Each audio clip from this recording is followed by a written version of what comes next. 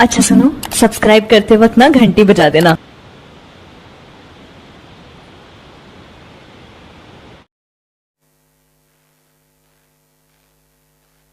परम पिता परमात्मा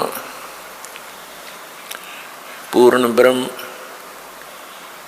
सर्व सृष्टि के रचने वाले कबीर परमेश्वर जी की असीम रजा से आप परमात्मा की चंद पुण्यात्माएं परमेश्वर की महिमा सुनने के लिए उपस्थित हुए।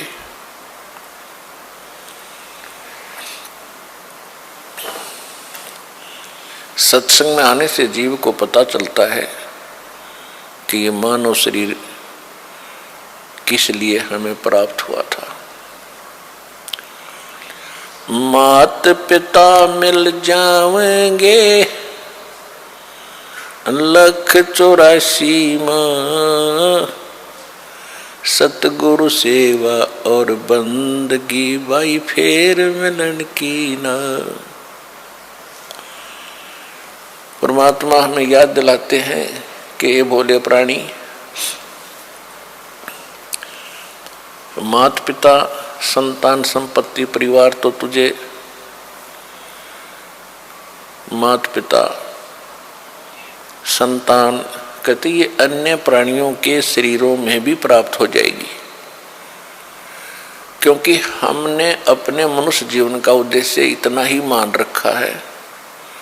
जब तक हम सत्संग नहीं सुनते, यथार्थ ज्ञान हमें प्राप्त नहीं होता, हम अपने कुटुंब और माता पिता इस परिवार के ही सभी परंपराओं में मर्यादाओं में अपना निर्वाह करके इनका पालन करके बड़े गर्व की बात समझते रहे। तो परमात्मा याद दिलाते हैं कि ये माता पिता तो आपको पशु बनोगे, पक्षी बनोगे, कुत्ते बनोगे, वहाँ माता पिता मिलेंगे, गधे बनोगे, वहाँ भी माता पिता मिल जाएंगे,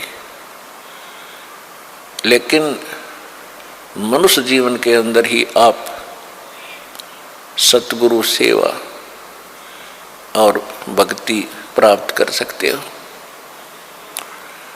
तो सत्संग में आने से प्राणी को ज्ञान होता है कि मनुष्य जीवन का उद्देश्य क्या है।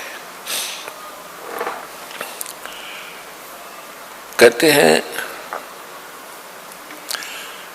सतगुरु के दरबार में जाइयो बारंबार, बोली वस्तु लखा देवे है सतगुरु दातार। जब तक हम सत्संग में नहीं आते, हम परमात्मा को भूल चुके होते हैं। कभी आपत्ति आती है तो हम याद कर लेते हैं, और जब आपत्ति टल जाती है तो हम केवल बकवाद याद करते हैं, जो मनुष्य जीवन का कोई उद्देश्य भी नहीं होता, वो विषय भी नहीं होता। तो क्या बताते हैं परमात्मा, भाई दुख में सुमरण सब करे, सुख में करे ना कोई, जय सुख में सुमरण करे तो दुख कहूँ को होवे। कबीर सुख में सिमरण किया नहीं, दुख में करते याद, कहे कबीरता दास की कौन सुने फरियाद। मानुष जन्म पाए कर जय नहीं रटे हरि नाम, जैसे कुआ जल बिना बनवाया क्या काम। मानुष जन्म दुर्लभ है ये मिले न बारंबार, तरवर से पत्ता टूट गिरे वो बोर न लगता डर। राम रटत दारिद्र भलो, राम रटत निर्धन भलो, टूटी घर की छान, वो सुंदर महल किस काम के, जहाँ भक्ति नहीं भगवान। राम रटत कोढ़ी भलो, चू चू पड़े जो चाम, वो सुंदर शरीर किस काम का, जा मुख नाही नाम। कबीर जिव्या तो वाहे भली, जो रटे हरि नाम, नहीं तो काट के फेंक दियो, ये मुख में बोलो ना चाम।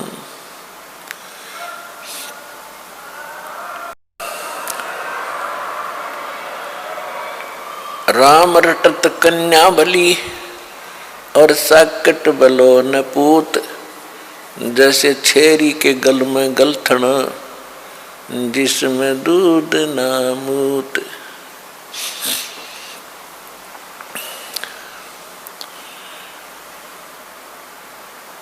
परमात्मा कहते हैं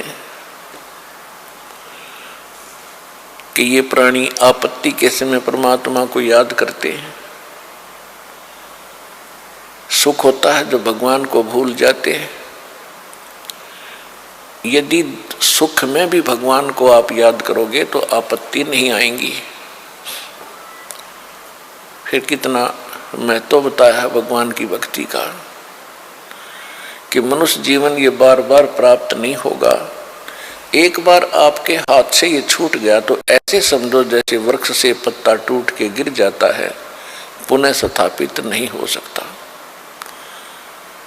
फिर क्या बताते हैं कि बिना भक्ति के ये प्राणी जब संसार छोड़कर जाता है, अंत समय में इसको सारे जीवन में जो जोड़ा था, इकट्ठा किया था और जो परिवार बना था, वो बहुत याद आता है। सारा जीवन परिवार के पोषण में, दुनिया के शोषण में और अपने कोठी बंगले बनाने में खो दिया। चलते समय जब इसको पता चलता है कि सारा कुछ तेरा यहीं रह गया, अब तू जा रहा है अकेला, ना कोई परिवार का सदस्य तेरे साथ है, तो उस समय की सतीथि बताते हैं कि पछाड़ खा खा रोएगी ये आत्मा जब तू चल लेगी अकेली। कहते टक्कर मार मार कर, डकरा डकरा कर रोती है ये आत्मा जब यम के दूत इसको घसीट कर ले जा रहे होते। इसका सारा कुछ यहीं रह जाता है जो सारे जीवन में इसने जोड़ा था, जिसको ये आत्मा माने हुए था। तो परमात्मा याद दिलाते हैं कि काया तेरी है नहीं, ये माया कहां से हो, और चरण कमल में ध्यान रखो इन दोनों को खो। जब तेरा बॉडी नहीं है, बोले आत्मा, तेरा शरीर ही तेरा नहीं है, ये कोठी बंगले कार और ये बैंक बैलेंस बना लग रहा बोंदू, ये तेरे कैसे हो सकते हैं? तेरा क्या है? तेरा है भक्ति जो सीमंत तू कर रहा है, और तेरा है जो हाथ से छोड़ दिया, दान कर दिया।